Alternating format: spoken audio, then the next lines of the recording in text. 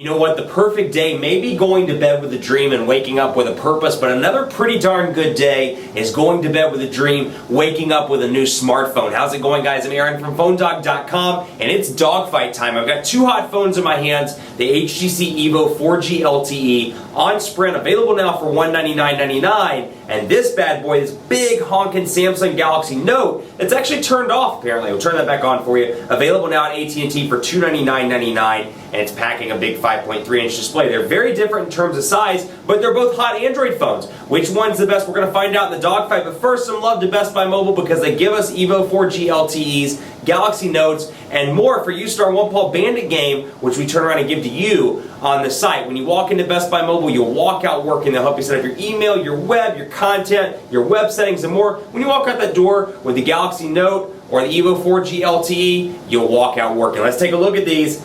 EVO 4G LTE, Samsung Galaxy Note, which one's the best? We'll find out in the epic dogfight, which starts right now. Once again, two hot Android smartphones on different carriers, although if you're looking at one on AT&T, there's of course the similarly spec'd, say that 3 times fast, similarly spec'd HTC One X. This is the HTC EVO 4G LTE though, and it's available now on Sprint for $199. It's finally cleared the customs, no more issues with Apple on the patent war, at least right now, and it's available at Sprint now. Like I said, it's a 4G LTE device, although there's no 4G LTE Sprint markets just yet. Spec-wise, it's packing quite a bit here. It's got a 1.5 gigahertz dual-core Qualcomm Snapdragon S4 processor, so huge improvement in terms of performance over the S3 processor, which was also a dual-core CPU. It's a nice processor. We'll talk a little bit more about that in the speed test in part 2, though. 4.7-inch HD display with 720p capabilities, 8-megapixel camera with 1080p HD video recording, a front-facing camera. You've got a Android 4.0 with HTC Sense version 4 on this bad boy, and you've got some improvements over the HTC One X series, or the One series as a whole,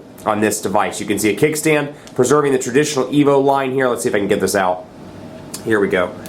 Kickstand on this device. Bigger battery as well, 2,000 milliamp hour non-removable battery. Another big benefit, let me turn this off so we don't mess up anything on the display, a micro SD card slot which you can access back here. So again, non-removable battery, but the panel does come off to show the micro SD card slot. You can add a card in there. Similar look and feel to the unlock screen as well, although like I said, it's packing ice cream sandwich out of the gate with HTC Sense version 4. Physical camera button as well. You got your typical volume rocker over here, your micro USB charging port on the left, your 3.5mm headphone jack and power button up top. Then you have the Galaxy Note, and take a look at the size difference between these two devices. Very big over on the Galaxy Note size. It's a big device, but it's got a lot of features as well. 5.3-inch Super AMOLED HD display. It's got a 1.5 gigahertz Qualcomm Snapdragon S3 processor. So this is running the older processor, although it is packing it at 1.5, or it's clocked at 1.5 gigahertz, and it's a dual-core chip. 8-megapixel camera with 1080p HD video recording on this as well. A bigger 2,500 milliamp hour battery in this device. So obviously bigger display, it's an HD display, it's an AMOLED display. A lot of these things that equal batteries suck when you really look at it. The battery's going to draw down pretty quickly, but with a 2,500 milliamp hour battery, it's been not so bad. 4G LTE capabilities on this device as well, and LTE is available on AT&T in the Charlotte metro area. 4G hasn't rolled out anywhere on Sprint, and like I said, it's not WiMAX capable, so it's going to be one of those weird things where if you go from and I say this in every video, but if you go from an EVO 4G, let's say, using Charlotte as an example, if I go from an EVO 4G with my WiMAX, I go to this, it's going to be like going from 4G back to 3G while I wait for the new 4G to kick in. So a little bit of a point of consternation, or a little bit of a difficult point for some people.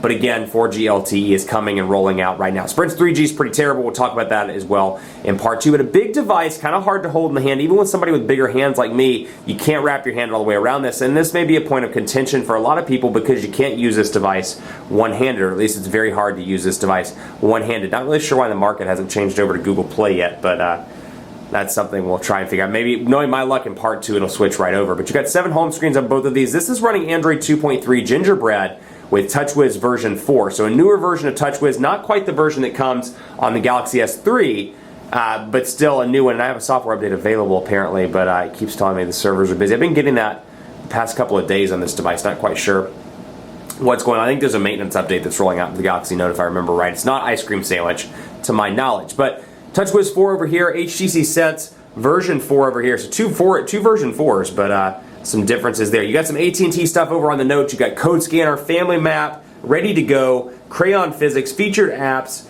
You got Keys Air, which is Samsung's update tool, live TV. You got My AT&T, social, actually have messages as well. My AT&T, and then you have YP Mobile over here. Now, fortunately, most of the AT&T stuff can be uninstalled, and you can also install third-party applications.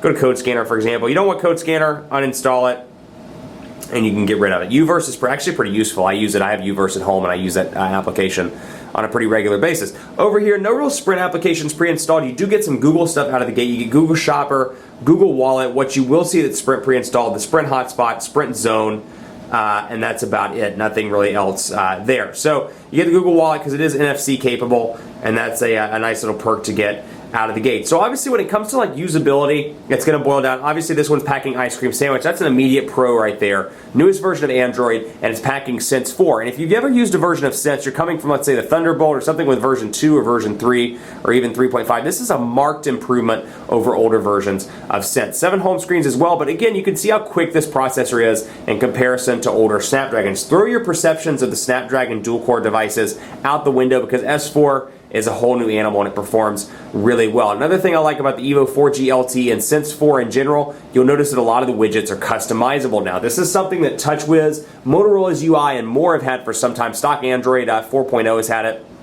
for some time. And not only can you change the stock Google widgets on this device because obviously it's running Android 4.0, but you can also change a lot of the HTC ones as well. So it's really nice to get that customization. I'm convinced that HTC's watched enough of my videos where I dogged them for not having customizable widgets, and now they're like, oh, we should do customizable widgets because PhoneDog Aaron says it's cool. That's right, guys. PhoneDog Aaron says it's cool. But you can see some changes here. Got some new messages on here on Baker. I've got settings here, and you can see how it looks with the overlay installed. It's grouped by settings and networks. Personal, I love this little HTC thing here where kind of like a violin, or not a violin, but what's the thing I'm thinking of? Like a bird in the sky, like a big pizza pie, that's amore. And that's some terrible singing, but you know what I'm talking about. I can't think of the musical instrument, but that's what it reminds me of there, where it's you know, that ripple effect. Personal phone. And I'm still going to get a bunch of YouTube comments that are like, it's such and such, you moron, blah, blah, blah. You're probably the worst phone reviewer in the world because you don't know what that musical instrument, or can't remember on camera while talking on improv what that instrument was. Oh well. So like I said, AT&T stuff pre-installed over here. And you've got some customizable widgets with TouchWiz version 4 as well. But you can see kind of a little bit of a stutter here with the S3 processor as opposed to the S4. I mean, you can see it. I see it all throughout this device. There is a noticeable lag. Of course, it's powering a pretty big high-resolution display, but still the lag does get old. But you can see some of these these widgets rather are customizable. I can change around the weather widget, for example, move the size around, and then I can go down here. Actually, I'll press and hold, for example, and I'll show you what it looks like over here. So two different looks and feel on both of these devices. You got your 7 home screens over here. This is something new with Sense 4. I can scroll through all my widgets and easily access everything, or I can scroll over to, let's say, Calendar, HTC Calendar, and I can see all the different options there, along with the stock Android calendar options as well. And of course, I can scroll to apps and shortcuts. So if they cleaned it up over on the HTC side, and they do a good job over on the TouchWiz side as well, so I can access widgets and see I can scroll back and forth and easily access one of my 7 home screens while I'm scrolling. So both of these are useful on that front. You know, calendar, I can press and hold, and I can see immediately which screen has available space and migrate through that way. Hear those police? They're coming for you. These phones are so cool that they're on their way. But you can see here, for example, AT&T, that's the joy of working in a city. You never don't have sirens. It's really pretty freaking annoying, actually, at times. I'm waiting for the fire trucks to come through. But you can see a lot of different home screen space, and I can customize those widgets as well. So that's a nice touch. Also, let's load up PhoneDog. Now, granted, it's going to take forever on the EVO 4G LTE because Sprint's 3G has been terrible, unless I just have a lucky spike here, which is very possible. Then over here, 4G LTE on AT&T, which is very impressive.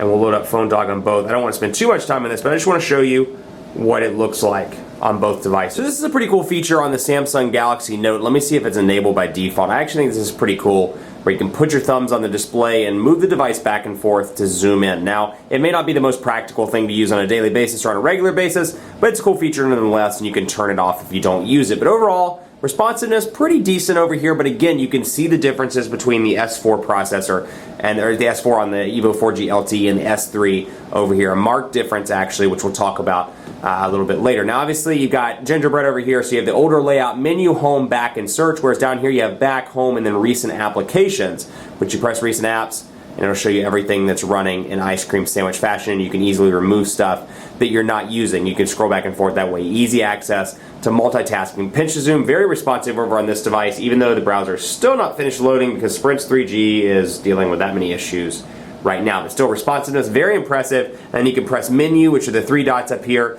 and get easy access to things like view desktop site and enable flash player, whereas over here, more of a tablet-like look and feel with the front or the forward and back buttons, your number of tabs, and then your bookmarks along with a nice big URL bar over on this device. Let's take a quick look at messaging because I want to show you the keyboards on both of these devices and how the interface actually looks. So you can see the two differences here. We'll load up messages, load up a new message on both. You get the HTC keyboard out of the box over here, and unlike older versions of Android, you have to actually go over here and hit select input method, but you do get swipe out of the box along with Google Voice typing, which is nice. So overall, HTC's made some improvements to their keyboard. It is an improvement over the older version. Still have some issues, particularly if you're used to other keyboards. I prefer the stock ice cream sandwich keyboard, which you can download from the Android market, or from Google Play, excuse me. How dare me. And then over here you got a couple of different options. The Android keyboard out of the gate, although it's the gingerbread Android keyboard, which looks really weird on this gigantic display. You can see how odd that looks on the 5.3-inch display, but you do get it as an option out of the box along with the Samsung keyboard, and then swipe as well. So swipe is your keyboard of choice. You thought I was going to say if swipe's your thing, didn't you? Because I say that in every video. No! If swipe is your keyboard of choice, you can do that along with Samsung's keyboard. Again, not my favorite. I prefer the stock ice cream sandwich keyboard. Swift Key is also a great option, and they're both available in the Android or in Google Play. So the Quick Brown Fox says, hello, people. Quick Brown Fox says, hello, people. Overall, quick and easy to type on. Transitions are reasonably fast. There's a nice transition effect that goes on there, but you can really see over here the speed difference, and then we can say the Quick Brown Fox wants a good meal. Quick Brown Fox wants a good meal. Pretty easy to type on over here. You got the same setup, and by pressing the voice button, you can access ice cream sandwiches, voice to text translation services.